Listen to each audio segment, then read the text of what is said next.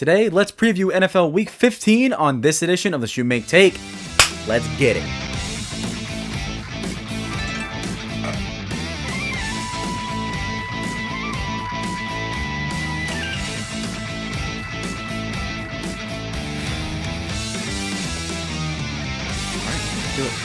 All right, and welcome in everybody. Hope you're having a fantastic, fantabulous, awesome freaking day.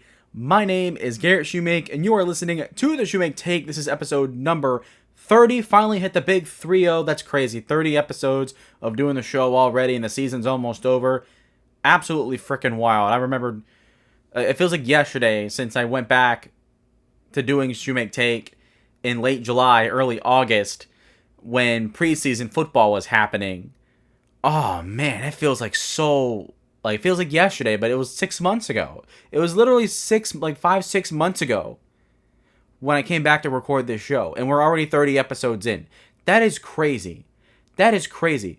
And I did the math a couple weeks ago with one of my buddies. I'm probably gonna hit episode 50 or like episode 70, something like that, by the time the regular season rolls around again. And that'd be crazy. Like, that's going to be crazy. Like, this same time next year, I'm going to be over 100 episodes in. If I keep going with this. That's crazy. That's absolutely crazy. I didn't even think about, this wasn't even part of the script. This is just me just talking. This is awesome. This is absolutely awesome. I love making this show and recording it. And the fact that we're 30 episodes in, I know that's not that long and not that much for sports podcasts. This is nothing. But for me, this is an actual achievement that I've made it 30 episodes, and it really didn't hit me until this very moment. Now that I'm sitting and recording it, it's like, wow. I sat there making the script right before I did this. I was working on it. I've been thinking about it all day long today while I was at work, and wow, well, we're here. We made it. It is episode 30, and the only other bit of housekeeping I have today. Today's sentimental object is actually not this football, even though it's back for today. The sentimental object is this bad boy. I don't know if you can see it very well. I'm sure you can see it on my wrist. But if you haven't noticed, well, you've noticed now and you'll never not notice it. But if you have, I'm wearing a glorified rubber band on my wrist. And there is a story behind this rubber band. It's not just a rubber band. I'm not going to show it on camera because the camera can't see it. But on one side, it says the phrase, never stop. And on the other side, it says live. Now, why am I wearing a rubber band that says never stop and live on it? What's the value behind this? Well, when I filmed episode 25 or 26, the episode where the thumbnail where the NFL is cracked, that episode, before that, the past few weeks, before that point, I had been feeling really down on myself because I've graduated from college now. I've been out for about 6 months, looking for a job, looking for a way to start my career, talking about sports or just getting into sports in general in the sports media field. And I've been really bummed out that I haven't found anything. And so waking up, going to work in fast food, and then, coming home to pretty much, do nothing other than watch TV and play video games. I kind of felt like a loser. I kind of felt like, I wasn't doing anything with my life. I was pretty much doing the same thing every day. I got bored. I wanted more out of life. And so I started doing some other things, little goals that helped me. While I'm jumping the gun for a second. When I was done editing the NFL is cracked video, as I was putting this desk, it goes actually over there on the right side of your screen. I have a window over here. It goes underneath the window. And as I was pushing it back into place, this little rubber band was there. And I was like, what is this? I've never seen it before. I don't know why I didn't see it until now. I don't know where it came from. But I found it, and normally I would have been like, just throw it under the table and then pick it up the next time I go to record.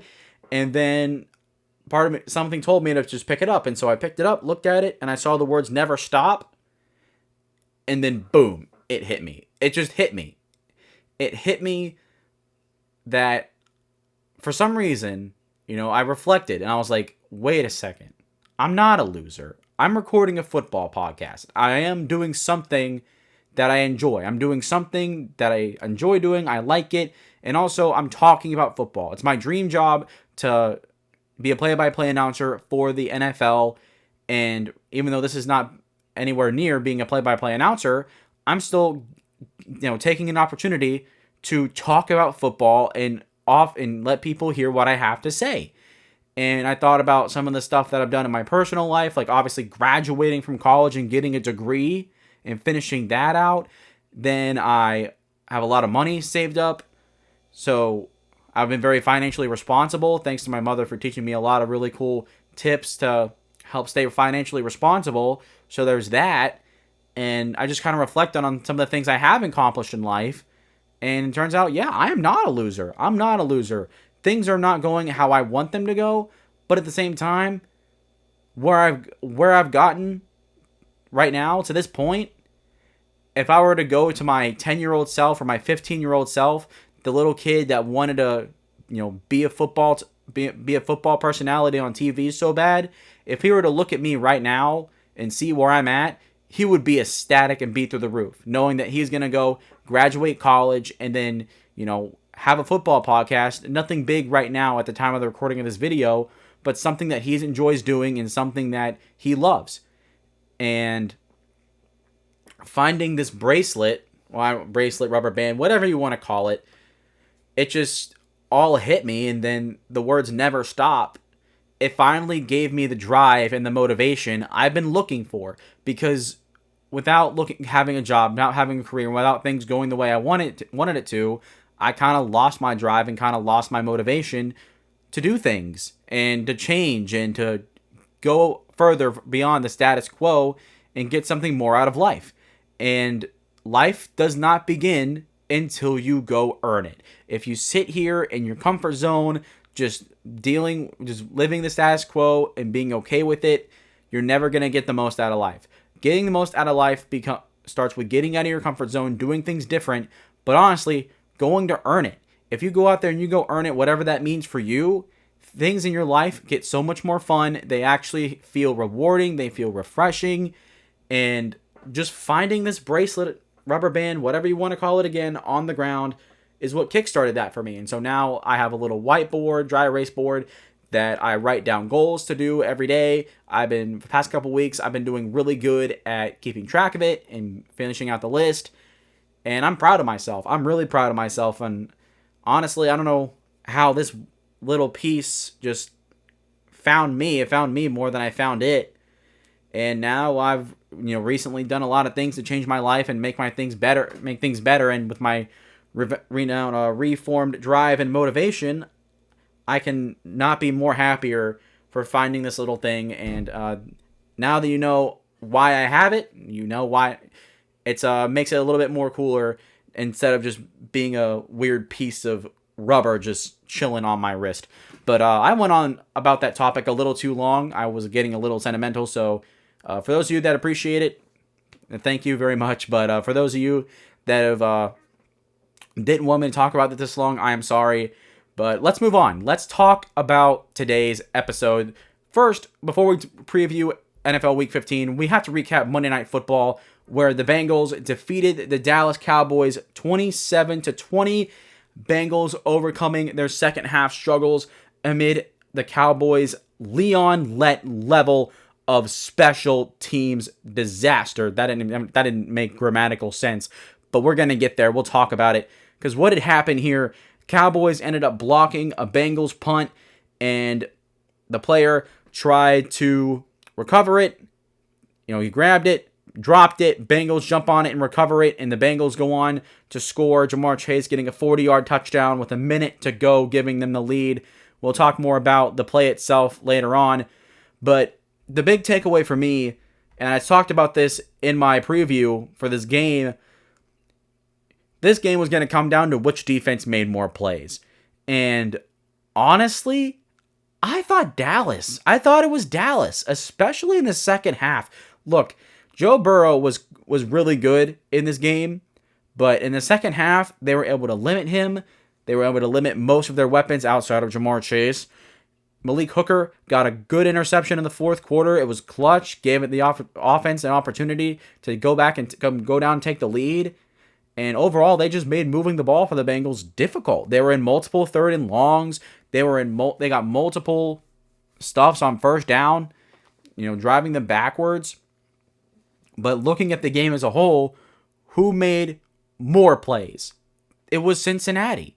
Even though the defense for the Dallas Cowboys made more plays than the Bengals defense, it was the Bengals offense, yet again, that did what they needed to do. The defense for the Bengals, yes, they did what they needed to do. They made a lot of plays in their own right. I'll talk about that here in a moment.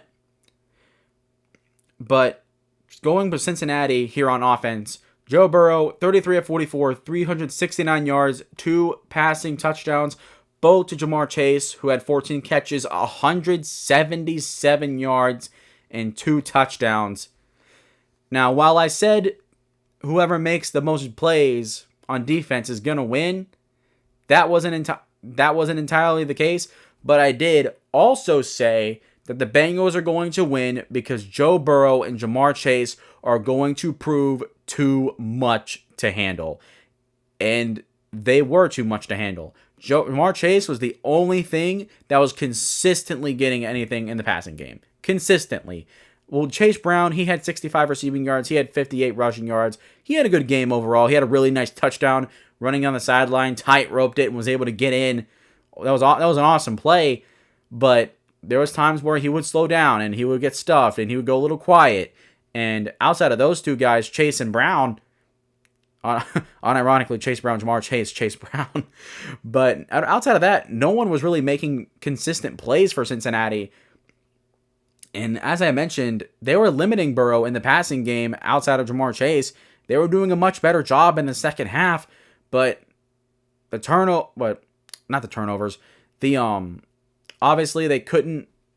Where am I going with this? Where exactly am I going with this? I guess now is more of a I don't know what to do now. I don't know what to do now. I kind of talked myself into a wall, and now I don't know how to recover from it. So we're talking about the Bengals and Joe Burrow and Jamar Chase proving to be too much to handle for the Cowboys defense. And despite that, like I said, the Cowboys defense did a good job for the most part in the second half, containing this offense any way it could. But it proved to be too much because I guess we'll just talk about it right now. We'll go in right into it. Oh, man. This play. We'll talk about the blocked punt. So, it's 4th down. Bengals are going to punt. It's like the 5th or 6th punt back-to-back between these two teams. It was like 20-20 forever in this game. Cowboys block it. It lands. And I'm thinking, there you go. The Cowboys just made an insane play. They're going to get the ball back with great field position. Here's their opportunity to go win the game. And then I see Amani Oruwariye.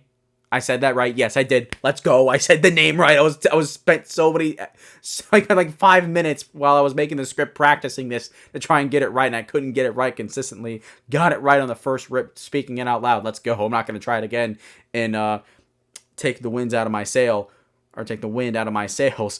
But he goes to grab the ball, drops it. He muffs it, and then here comes a Bengals player flying in there, recovers it. Bengals get the ball back with great field position. A couple plays later, with a minute to go, Jamar Chase breaks a tackle from Deron Bland, runs it in for a touchdown, and oh no. As I saw it happen, I literally just looked at my TV screen, just like looking in just disbelief.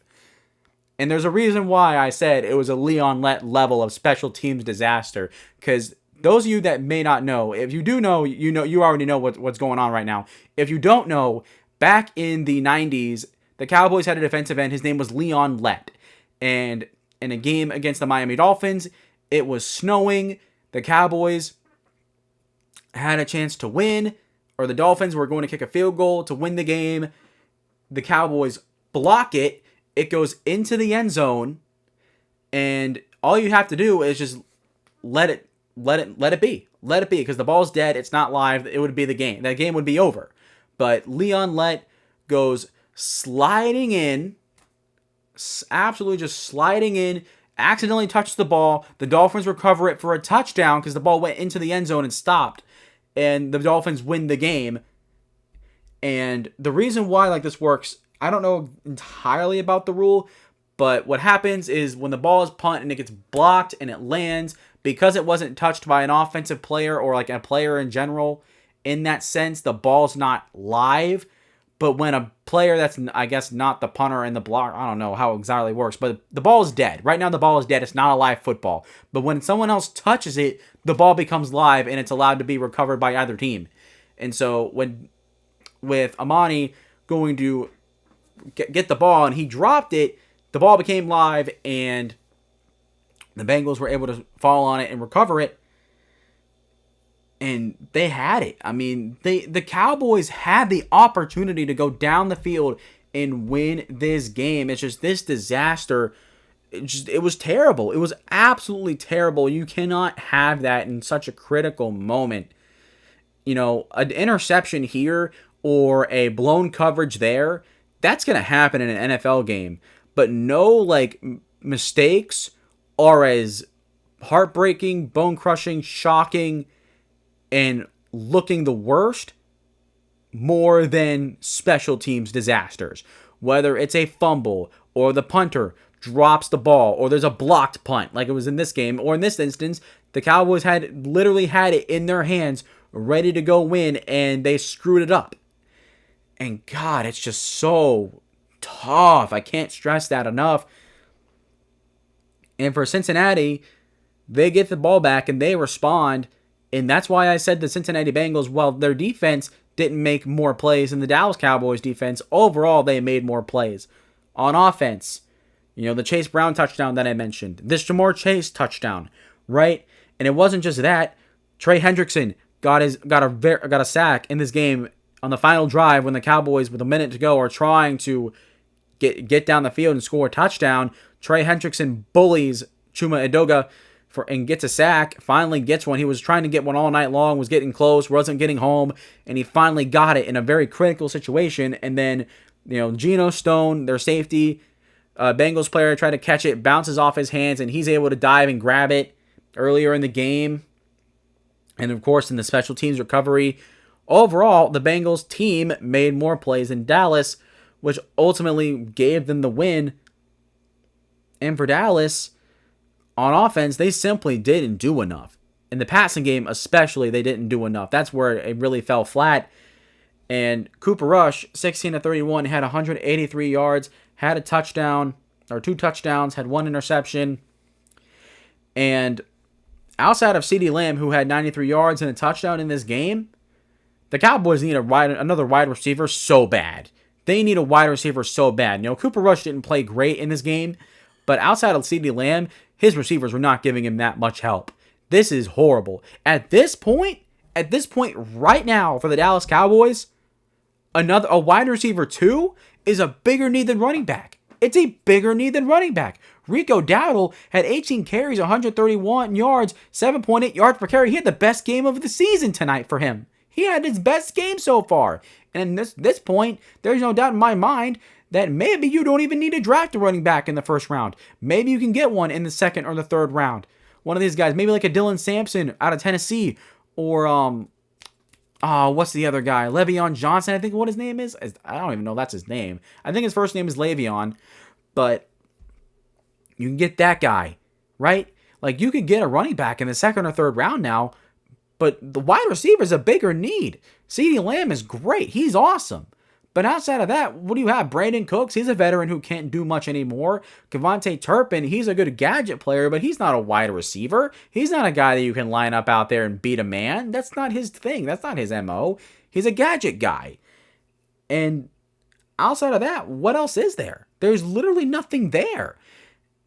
And so for Dallas, I think in this year's draft, maybe, they're going to be picking high, so I don't know. Teodoro McMillan's going to be on the board. Travis Hunter, by the time they pick, is going to be gone. McMillan might be gone. Maybe they trade down and you can get like a Luther Burden out of Missouri, kind of like a big slot guy. That would be very helpful and complement CeeDee Lamb a little bit. But man, Dallas, they need more weapons on offense. The cupboard turns out like this year is just so barren. It is just empty, and It already was to start the year.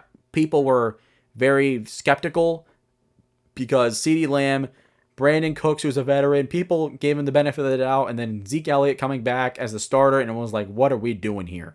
And then it was bad from start to finish so far this year for them, and now it's showing that it's even worse. Now that Dak is gone, having a backup quarterback in really shows the flaws and lack of skill position players and playmakers on this offense for Dallas. And man, it's just tough. It's just tough. They need to figure that out. And going back to the running game for a moment, it sucks because Rico Dowdle had such a great night, but it wasn't just him. It was this offensive line. I want to give some appreciation for the Cowboys offensive line because they were shuffled. They were more shuffled than a deck of Uno cards in this game. First off, Chuma Edoga makes his first start at left tackle. I can't remember if Tyler Guyton was benched or if he got hurt. I don't fully remember. Cowboys fans, let me know down below. But it wasn't just him. In this game, center Cooper Beebe left the game with a concussion.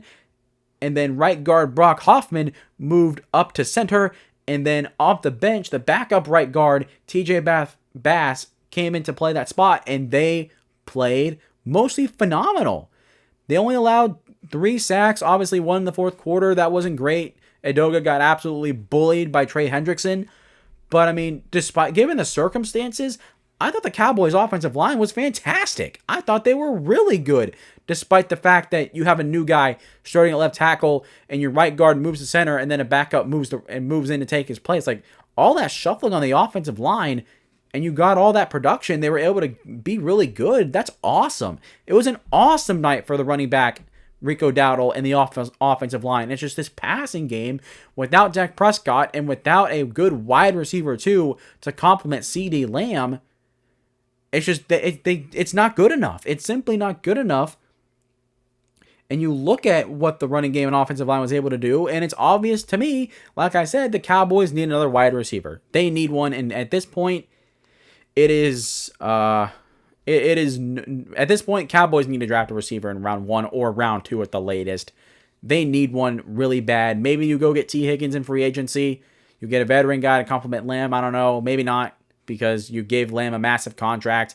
So we'll just have to see. But honestly, overall, I thought Dallas played well in this game. I thought they had a chance to win, but that bad play on special teams really left a bad taste in my mouth. And for Cincinnati, you get another win. Good for you. And yeah, that's pretty much it for this game. That's pretty much what happened. And those are my thoughts. But man, it was overall a really good game. It was fun to watch. But the ending there was just, oh man, I wish it didn't have to come down to a terrible special teams mistake by Dallas.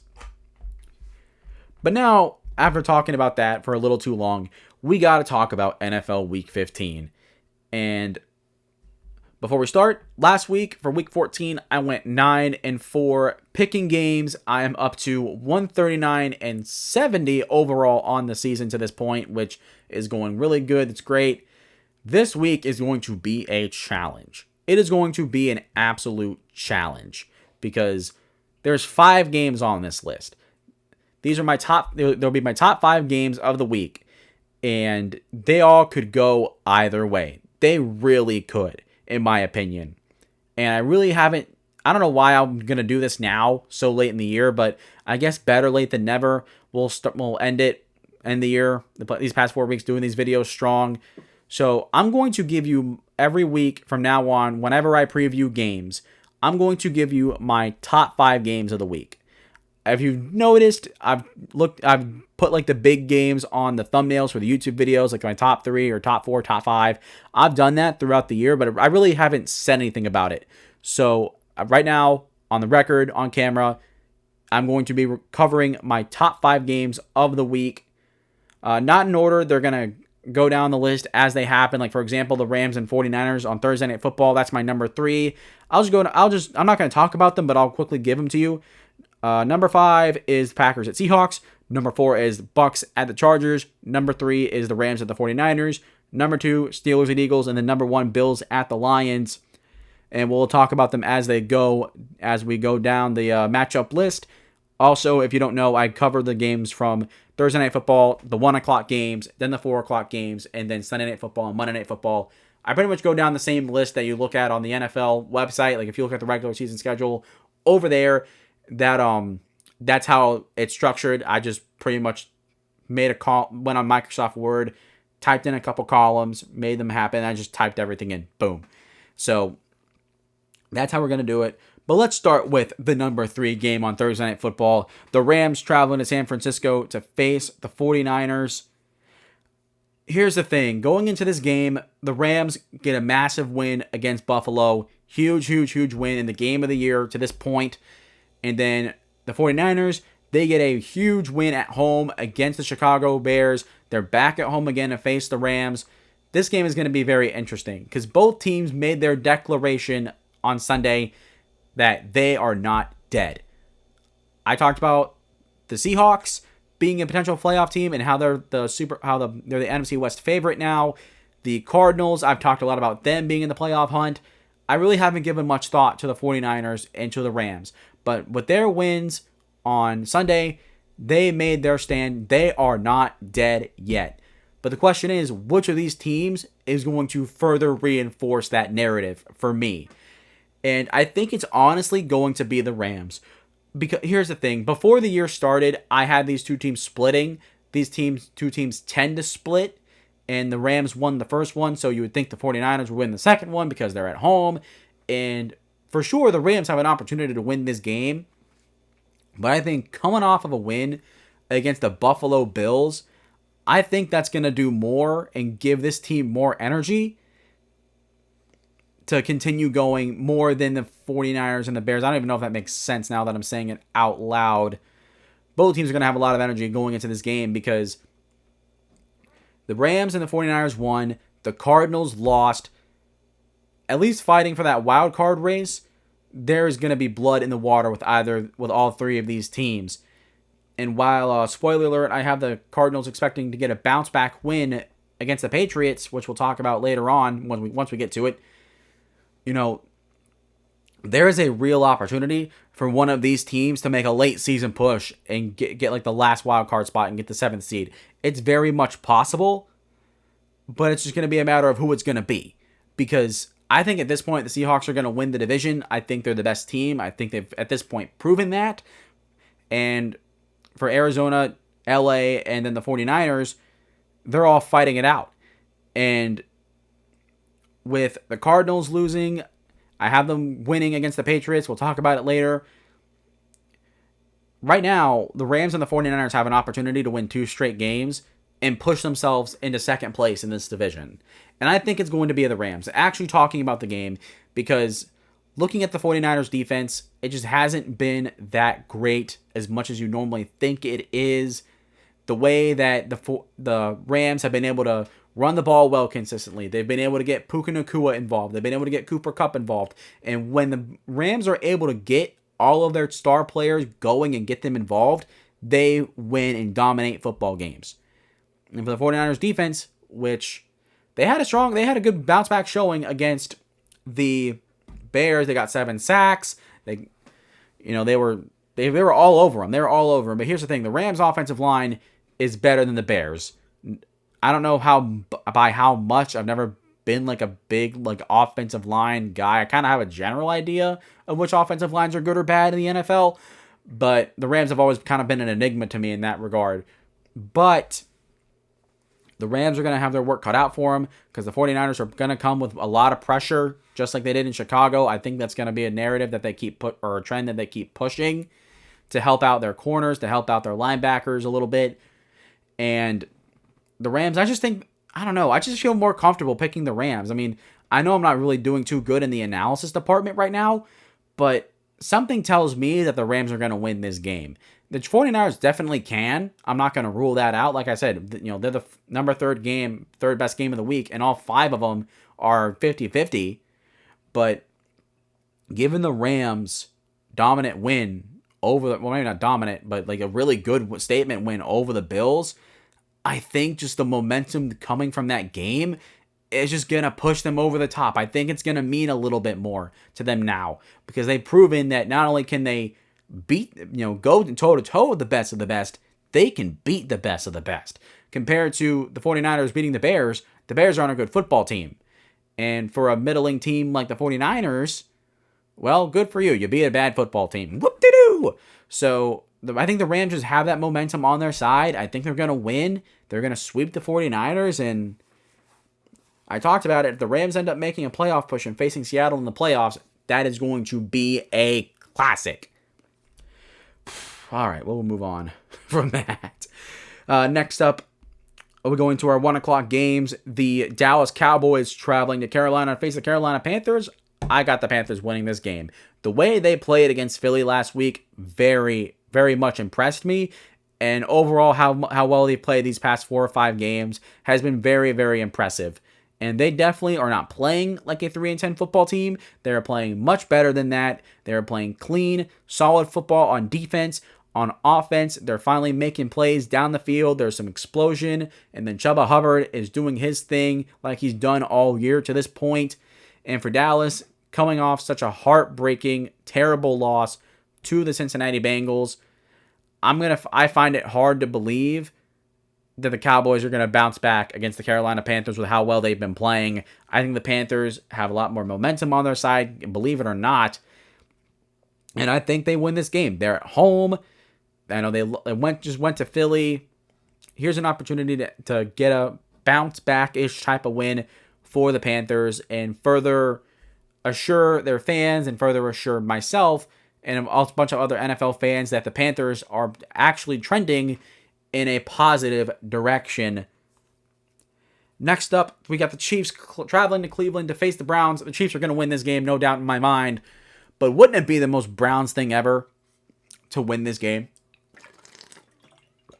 Because the Cleveland Browns, they lost against Denver, but they played it really close. The game was fun to watch.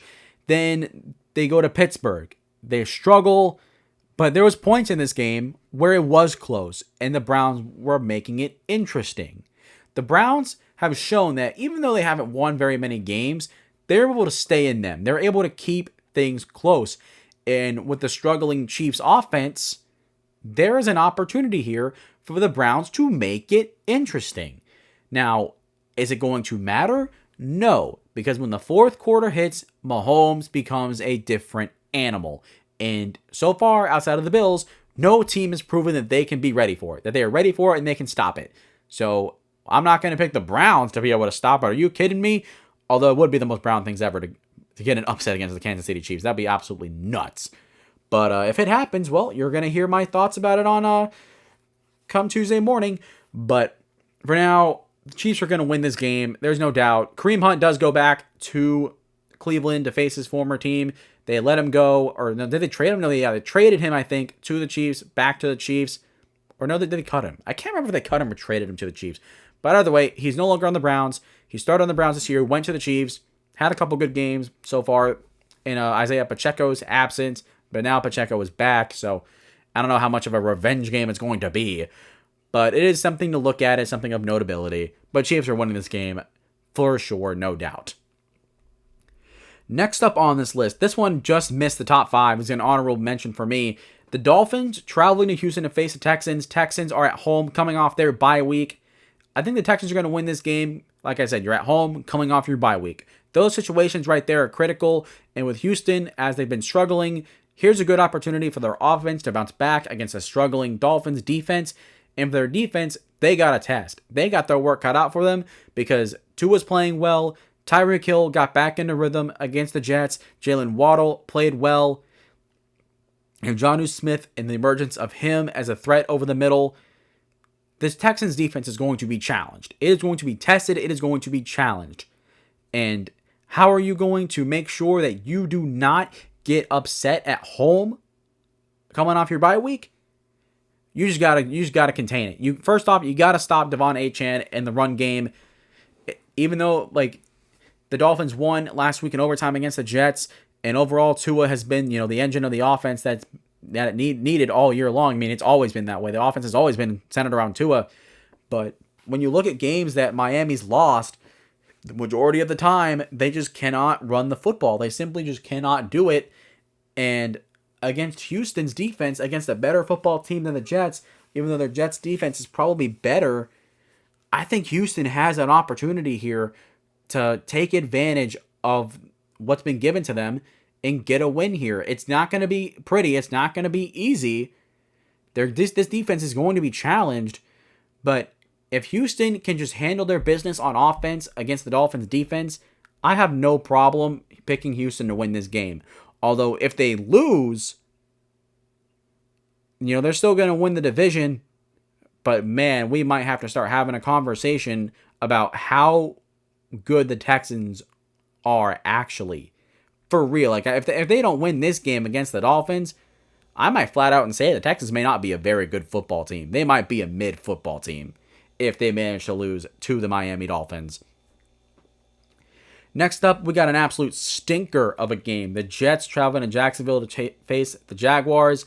Jaguars going back home after coming up huge against the Tennessee Titans in a road win over in Nashville, and the Jets losing a heartbreaker in overtime. And I have the Jets winning this one. I have the Jets winning this one. Honestly, it's a matter of the talent. It's a matter of the talent. The Jets defense is good. The skill position players on this offense for the Jets are good. And they're going up against the worst pass defense in the NFL in the Jacksonville Jaguars. This is a game where I expect Aaron Rodgers, Garrett Wilson, Devontae Adams, I expect them to play well. I expect them to make big plays against this Jacksonville defense, because you cannot be like Tennessee and come out and start running the football all over them. That's not how it's going to work. And defensively, just get pressure on Mac Jones. If you get pressure on Mac Jones, you win this game. If you get pressure on Mac Jones, you will win this game. Don't do what Tennessee did. Don't sit there and don't get pressure and let him dink and dunk on your defense. That's what Mac Jones does best, because that's what he can do. So if you get pressure on Mac Jones and on offense, you can attack this secondary as you should. You have the talented pieces to do it. You should win this game. The Jets match up well, and that's why I have them winning this game against Jacksonville. Moving down to the Washington Commanders, coming off their bye, traveling to New Orleans to face the Saints, who have been on a little bit of a warm streak as of late. The Commanders should win this game handily, because you're coming off your bye week. You should be relaxed, refreshed. You're coming off a huge win against Tennessee, where you dropped 28 points by the start of the second quarter. Everything was clicking as it should have on the the Commanders' offense.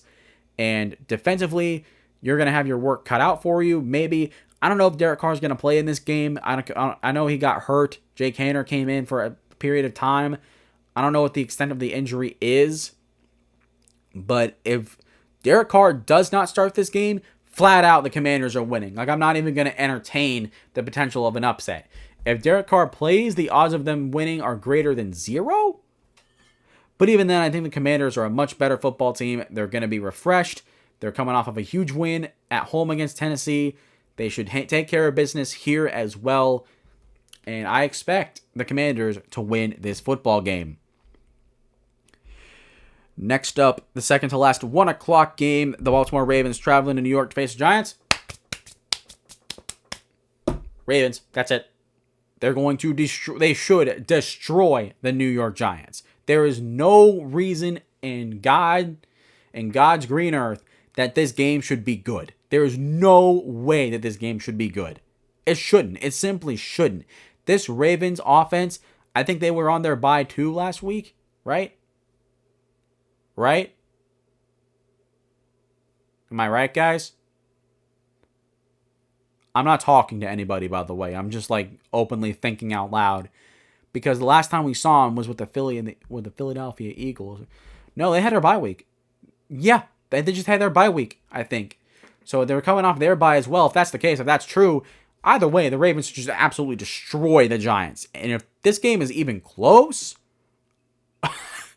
well, I mean, I'm not going to make any narratives about the Ravens being overrated, but they should just destroy the New York Giants. And I expect nothing less from them. And then we'll get to the final 1 o'clock game on our preview. The Cincinnati Bengals traveling in Tennessee to face the Titans. And we're talking a lot about the Titans in this episode. Ironically, didn't Didn't expect that to happen, but here we are. This was another honorable mention that missed the top 5. Now, the Bengals and Titans, Bengals get a win. You know, the Bengals overall aren't a great football team. The Titans are a horrible football team. They're now the worst team in the AFC, in my opinion, if it's not the Raiders. Why is this game important? Why did I have this game missing out on the top 5 games of the week? Well, I'll tell you. Brian Callahan, the head coach of Tennessee, was the offensive coordinator for 5 years in Cincinnati. He was there before he came to Tennessee. And this game should be a very emotional game. Not just because of that correlation, but Tennessee and Cincinnati have bad blood. Obviously, if you watch the NFL playoffs, you remember Joe Burrow getting sacked 9 times and still beating the Titans. They played the year after that in Nashville. They were able to win there too. And call me crazy. Call me absolutely bonkers. Call me crazy. I have the Titans winning this game.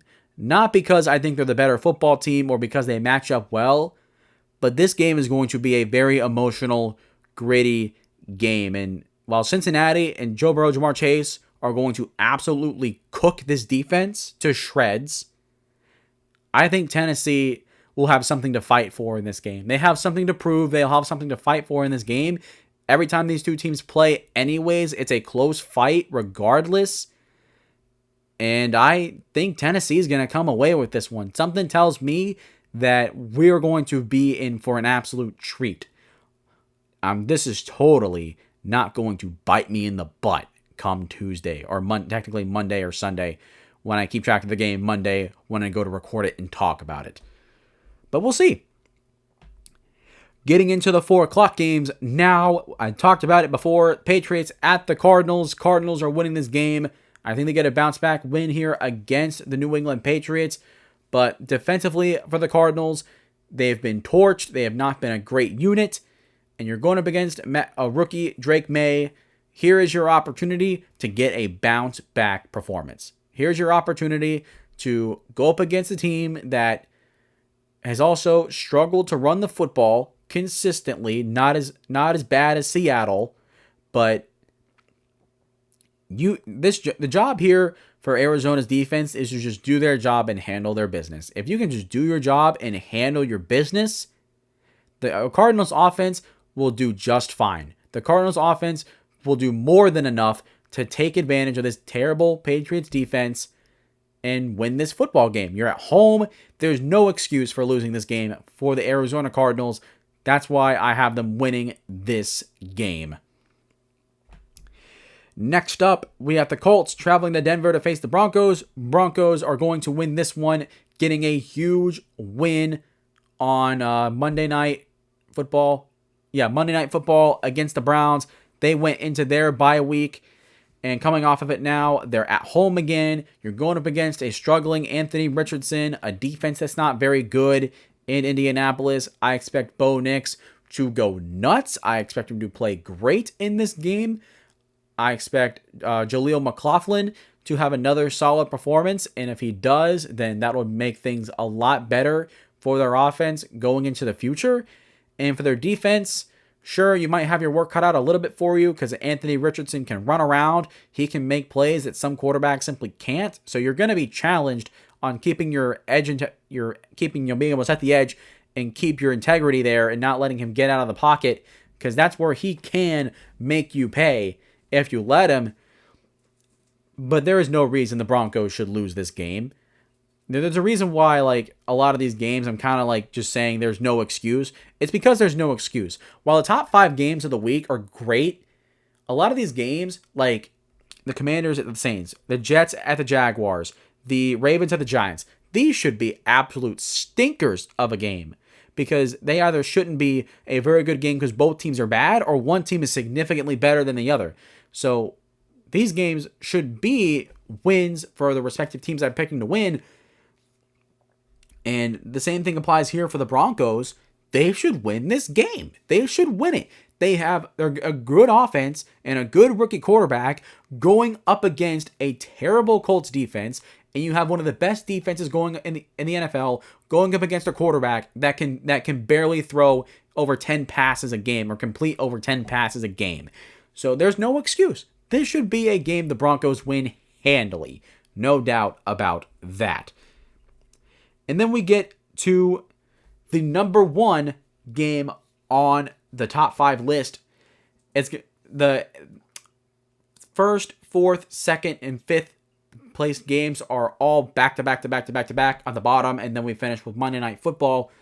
But we got to start with number 1, the Bills traveling to Detroit to face the Lions.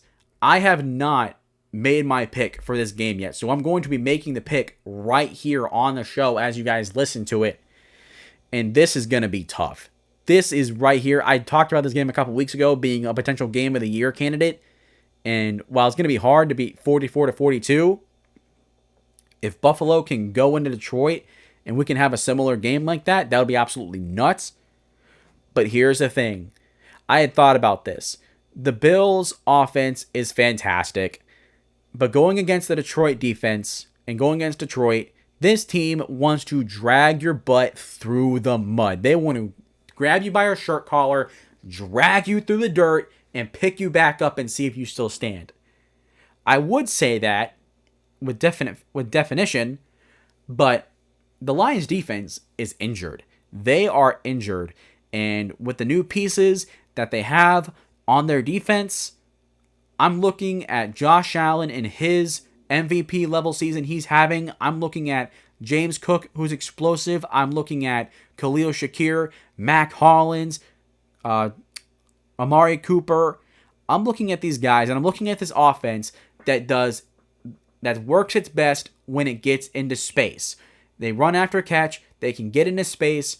And the thing is, when you got a defense that's injured and you have a whole bunch of new pieces, it is going to create a lot of opportunities for these receivers to get space.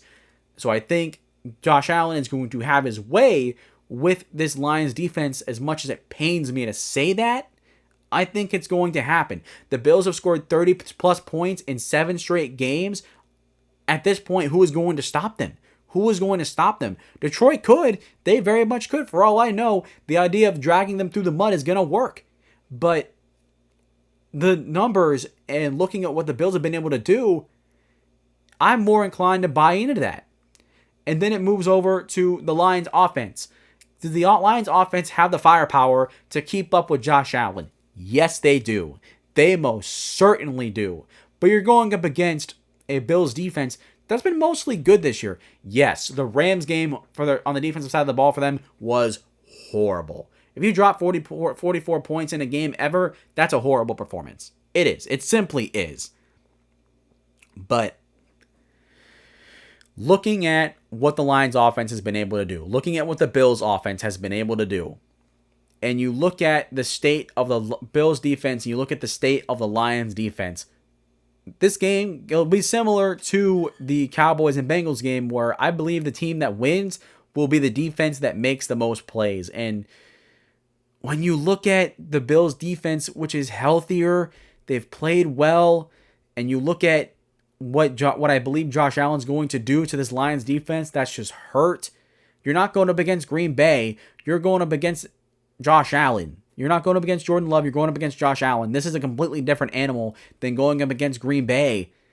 I don't think Detroit's defense is going to be ready. They're going to be ready, but I don't think they're going to be able to handle what Josh Allen's going to throw at them. And I think the Bills' defense, they're better than the Lions right now. I think they're going to be able to make more plays. I think the Bills are going to win. I think the Bills are going to win, as much as it pains me to say it, because I've loved the Lions all year so far. And I don't want to see them lose another game. And, with Philly being right behind them, man, it was thinking for them to lose this game and lose first place in the NFC playoff race for the number 1 seed. But I think the Bills just match up here. Because of the Lions defense being injured, I just think the Bills are going to be able to take advantage of it. I think Josh Allen's going to do what he does best.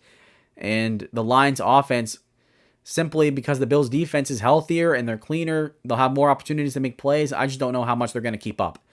But I have the Bills winning this game, although this is going to be the best game of the week. There's a reason why I have it as number 1. And then we go down to the number 4 best game of the week. It's the Bucs traveling to LA to face the Chargers. I'm having the Chargers win this game because you look at the Tampa Bay offense, and Bucky Irving is hurt. Chris Godwin obviously is hurt. He's done for the year. The Bucs offense works its best when every piece is working, kind of like the Rams. And without Bucky Irving, I don't know how well this running game is going to work. The Chargers have a really good run defense. They have one of the best defenses in the NFL. They have the best scoring defense in the NFL. And they were able to contain Mahomes to 19 points. The Bucs offense, I just don't know how well they match up with the Chargers. But if there's any time for Baker Mayfield to show out and show that this guy is him and continue their 3-game winning streak, it's this game. Because Baker Mayfield, he plays his heart out. He plays his heart out. You can see it. And when he plays, you can never count him out. Genuinely, he's one of the few quarterbacks in the NFL where when you see him play and you see what he's doing on the field, you cannot count this guy out just yet. You never can until it's over. Unfortunately, I think with the way the Chargers defense is structured, I think of how good they are all the way around, and with the injuries to Chris Godwin, which is, slowed down this offense a little bit, in the passing game especially, and then you look at Bucky Irving being hurt. I don't know if he's going to play in this game, but if he doesn't, it's not going to help them at all.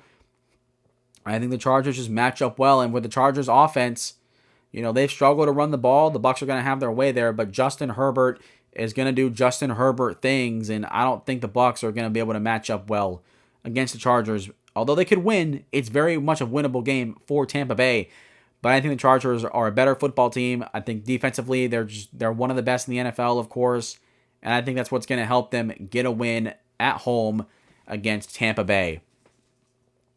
The next game, the last 4 o'clock game of the week, actually, the number 2 game on the top 5 list, I also have not picked a winner for this game. The Steelers traveling to Philly to face the Eagles.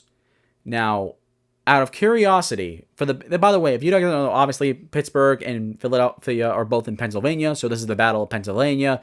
It's this game. These two teams have a storied rivalry. There is a history between these two teams, and it's not just going back to World War II where they merged and became the Philadelphia Steagles. If you don't know about that, look it up. It's a pretty cool story. But here's the thing: looking at the numbers, looking at the history of these teams, since 2000, since the turn of this century, it has been back and forth every time. It has been Steelers, Eagles, Steelers, Eagles, Steelers, Eagles, back and forth with no team winning or losing 2 times in a row. And this time, the last time they faced in 2022, Philly whooped Pittsburgh. They won that game. Well, you would think that in this case, narratives go to the Steelers because it is time for their chance to win.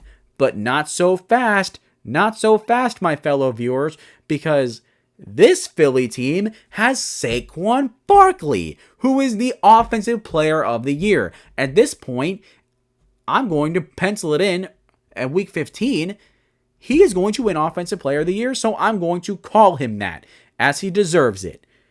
You are going against a Philly offense, a run-based football team, quite frankly, does it better than Baltimore. They do it better than Baltimore. Their offensive line is better.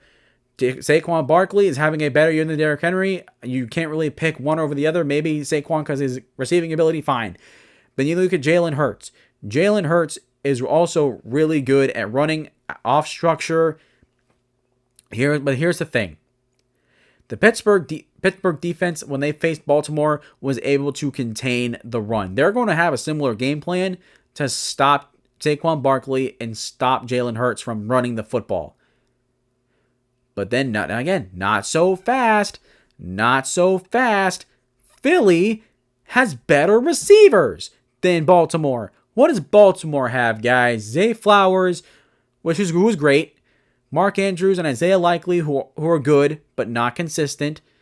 And then outside of that, in the receiver room, there's nothing there that I'm willing to consider notable, of significant notability. But the Eagles, what do they got? They got A.J. Brown. They got Devontae Smith. They got Dallas Goedert. Of course, Saquon Barkley in a much better offensive line compared to the Ravens. Probably the best offensive line in the NFL, arguably, that's not named Detroit. Call me crazy. And while Pittsburgh is going to have a plan to slow down this running game, I think the Eagles are going to win. Even though the narrative says, or the history shows, the Steelers should win this game, I think the Eagles, this is the biggest test for them this year. This is the biggest test of the year for either team, honestly. I think the Eagles are going to win this game. I think offensively, they have the firepower to be able to go up against this Pittsburgh defense. And defensively, I think they match up really well against Pittsburgh. Pittsburgh loves to try and run the football.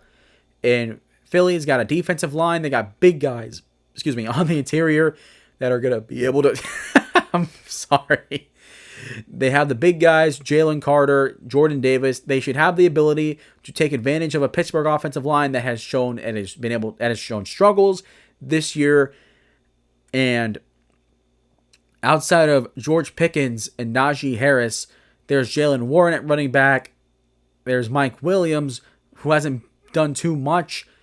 Outside of those guys, there's not really much there for Pittsburgh's offense when you're going against a Philadelphia defense that will get a bunch of pressure, and their secondary is as stingy as it gets in the NFL.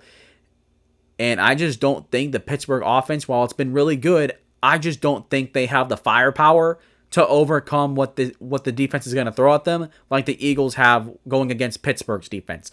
This is why I have the Philadelphia Eagles winning this game and breaking the streak, winning 2 games in a row in the battle for Pennsylvania.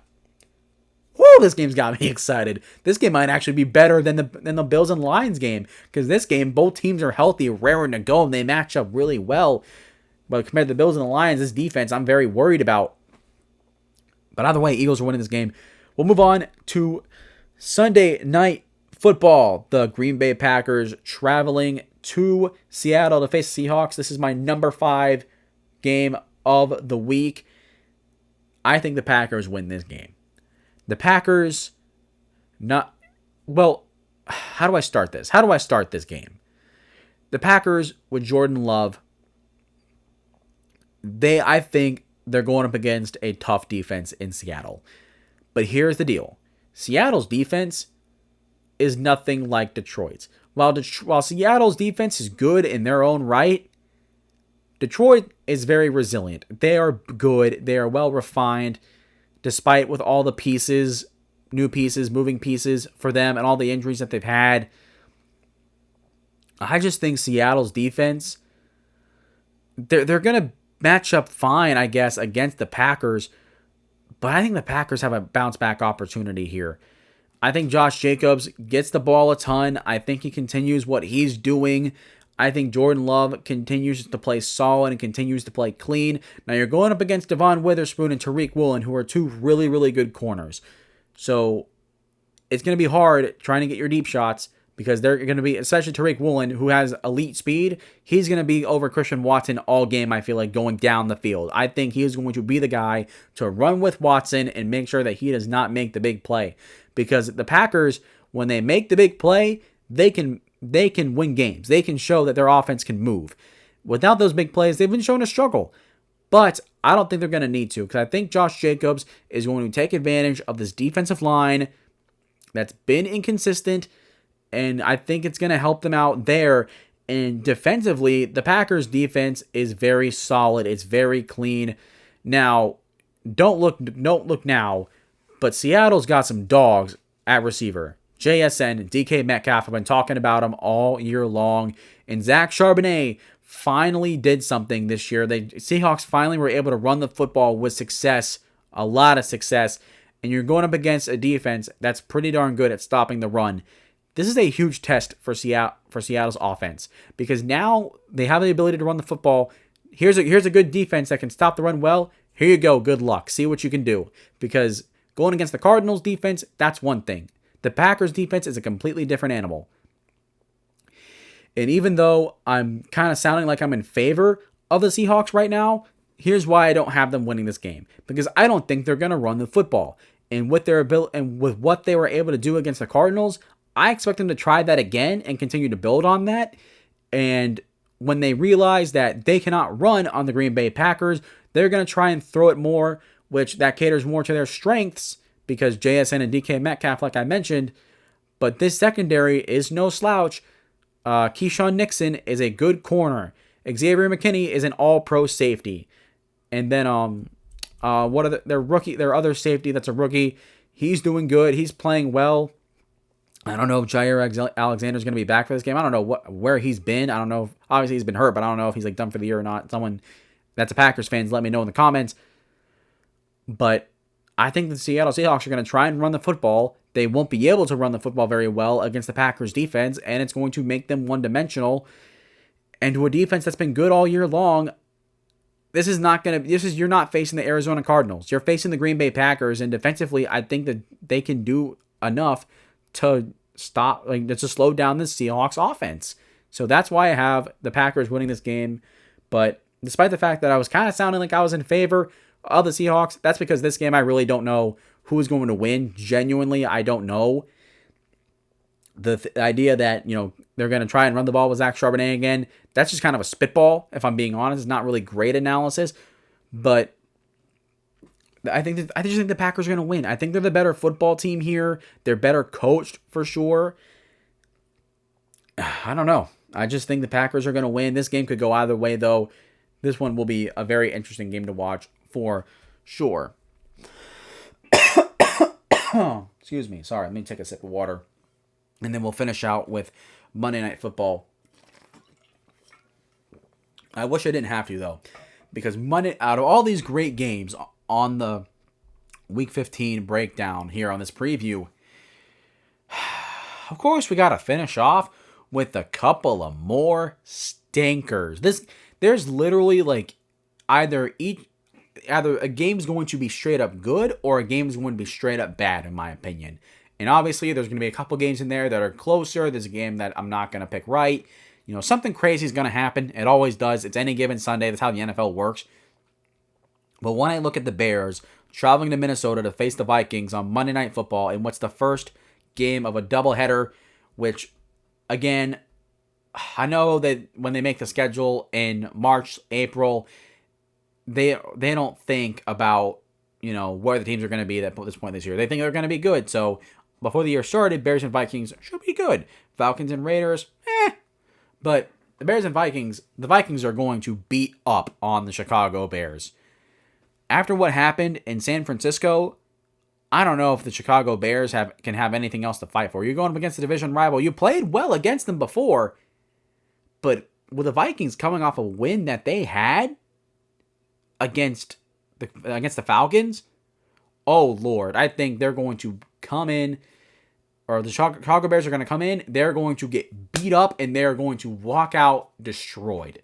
I don't think it's going to be a blowout like I'm kind of insinuating it's going to be, but I think this Vikings or the Chicago Bears defense, they are going to get messed up. I think this Vikings offense goes insane in this game, continuing on what they did to Atlanta. And then going to our second game on this Monday Night Football doubleheader, the Falcons traveling to Las Vegas to face the Raiders. The Falcons, this is their bounce-back game that they so desperately need. The Raiders, as I mentioned before, they are the worst team in the AFC if it's not the Tennessee Titans. It is those two teams that are the worst. And for the Raiders, what you got going, they've shown that they have some pieces there that can, that show signs of life of a good offense.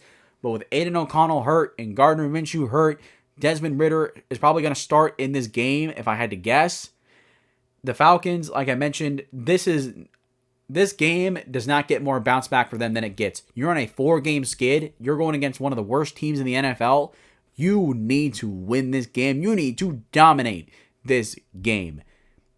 And I'll say this. This game has the potential to keep it close like any game does. But hear me out. Or mark my words. If Atlanta goes into Las Vegas and they lose, and they end up losing 5 straight, I'm out. I'm out on the Falcons. They will not be making the playoffs, and it'll be just an absolute disaster to lose 5 straight games in this way.